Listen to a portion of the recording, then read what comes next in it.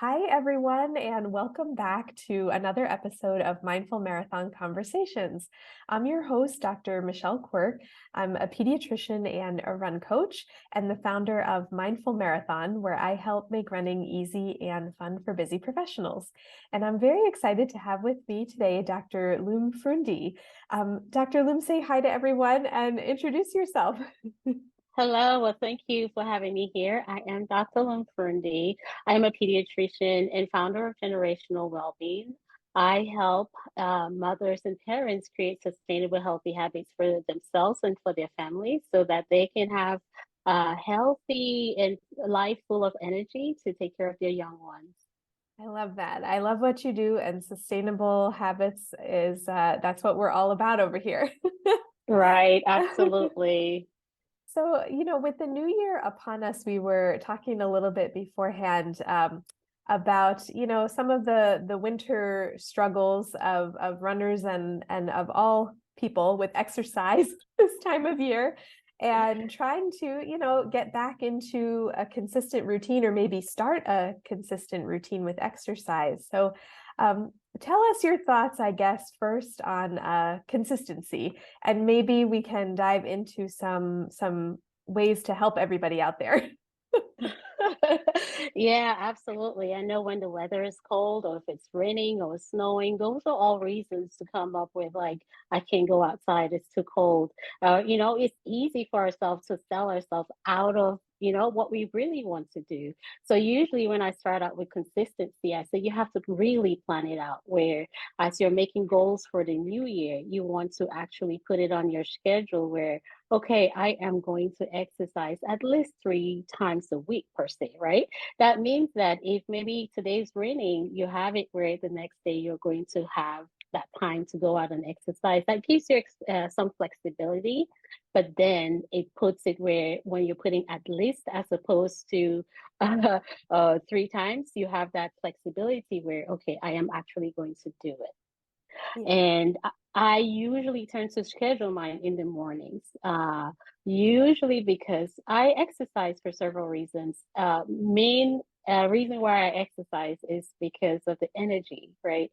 It gives me a lot of energy. So if I'm starting my day out, I look forward to it because it's that boost that would take me throughout the day. And then second, if you get it done in the morning, you're done, right? You're feeling accomplished already. It gets your mind ready. Like I already started the day with a feeling of accomplishment per se.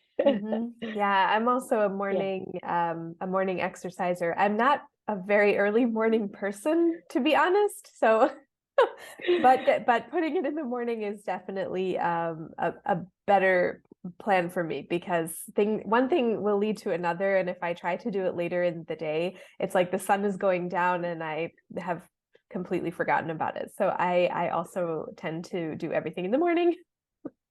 Right, absolutely.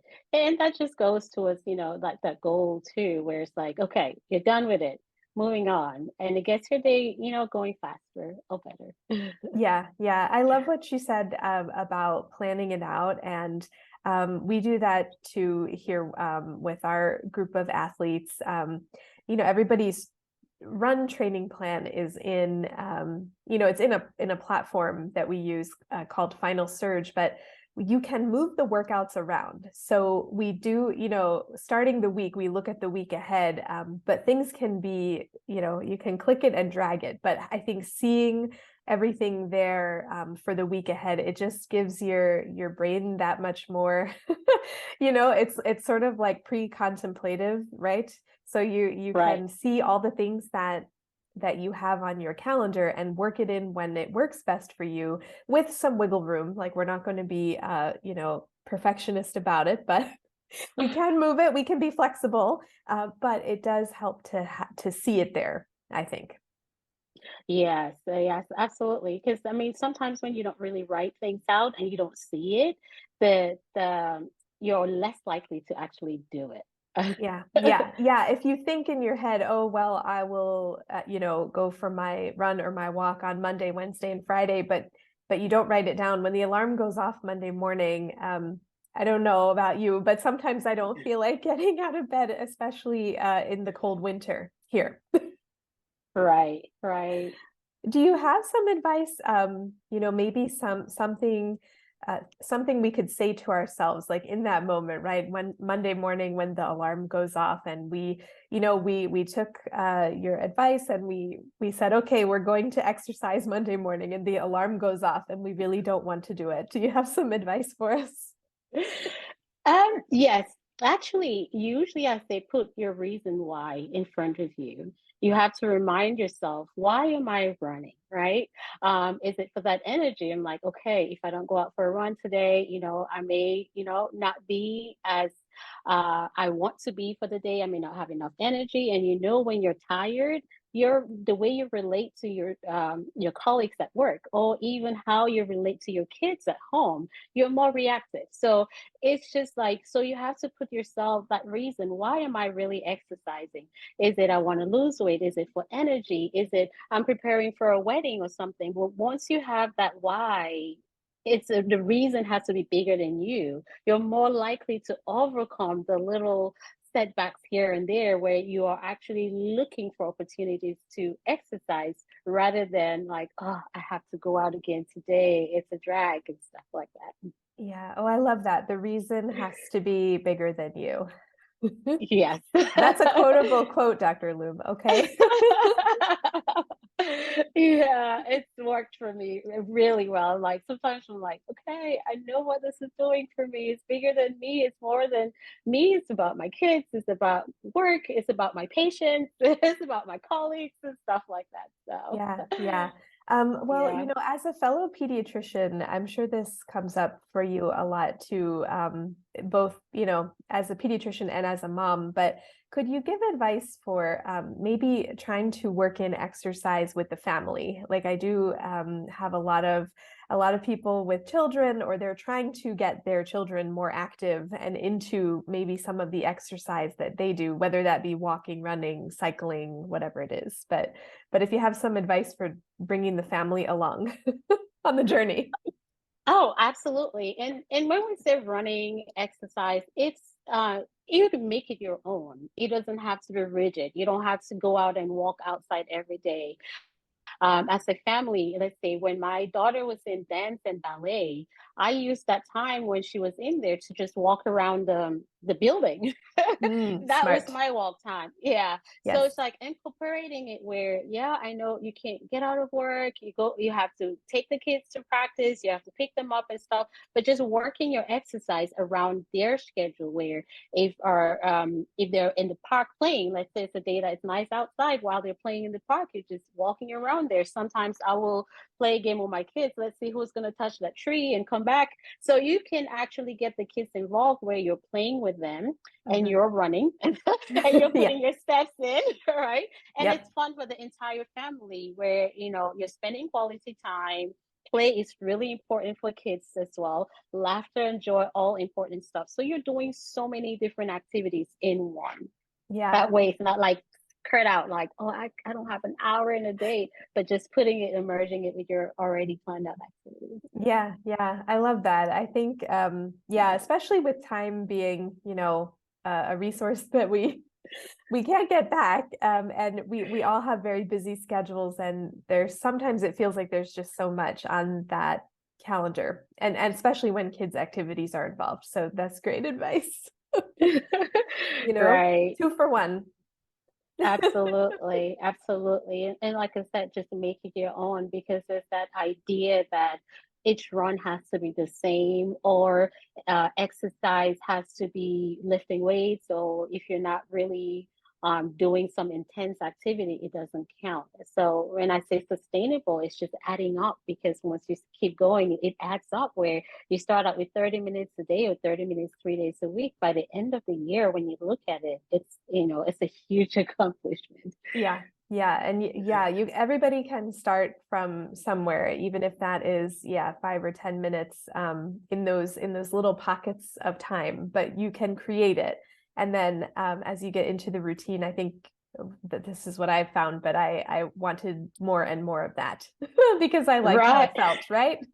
right, absolutely. That's me too. Where sometimes I'm now telling myself, okay, you need to back off and rest today. Yes. Now, exactly. Same here. Yep. Now the activity piece is not so much the issue. It's the remember to incorporate rest and recovery and all of that. Right, Yep. absolutely. Because that's another part with consistency too, because when you go, the tendency is, injury, right? Yeah. Yeah. If you're not resting to If you're not recover, and that resting. may, yeah, and that could be another reason why you may have to stop exercising or running halfway through your plan, because either I had an injury here or an injury there. That usually is a huge setback. I noticed, even with my patients in clinic too, where I Yeah. have to tell them, you may have to stop running for at least a week or so until you properly heal, and you need to see their faces like, you're all right? Yes. Why? This is like the worst thing you can tell a runner, right? And so that is Right. like that's the number one thing, is preventing the injury in the first place so that we can continue. 1 week is not so bad, but a few weeks, oh my, yes. Right. Absolutely. Well, any parting advice for us before we go? Any other advice on this topic of consistency with exercise? Did we Um, cover it? I think we did. I think we did. I think maybe one other thing that I will add to that is just being aware of your body as well, and know your limits and know when you can push on, because your body, once you start becoming aware, you can know when to slow down, and you can know when to kind of pick up that pace too. Yeah, I love that. The awareness and Right. knowing your body, which comes with time and practice. Correct. Oh, well, that's great. Well, thank you so much for joining us and sharing your knowledge. Can you tell everybody where to find you and what you've got going on? Right. I am on Facebook and Instagram. On Instagram at Dr. Lum MD. And I also just started a Facebook group, Generational Wellbeing, where it's a group where I'm encouraging mothers as well to come in, where we can talk about different challenges that may be facing with, setting those healthy habits. Let's say if you're been diagnosed with like a chronic disease condition, high blood pressure, diabetes, or obesity and stuff, and you're struggling. Your doctors are telling you it's time to make that change. You don't know where to start, but you're having a hard time. It's a group to be where you can talk about it and just kind of help you work through it. Yeah, that's great. And I'm going to join the Facebook group too, so I will see you guys over there. All right, awesome. Yeah, but thank you so much for joining us. And thanks everybody out there for watching and listening and sharing with a friend. We Thank you will, for having me. yeah, my pleasure. We will see you guys soon. Thank you so much for joining us for this episode. If you liked it, please subscribe and share it with a friend. And if you are a newer runner or a runner who hasn't run in a while and you're looking to get back into the sport, you can find out how to work with me over on my website, which is mindful-marathon.com. See you on the next episode.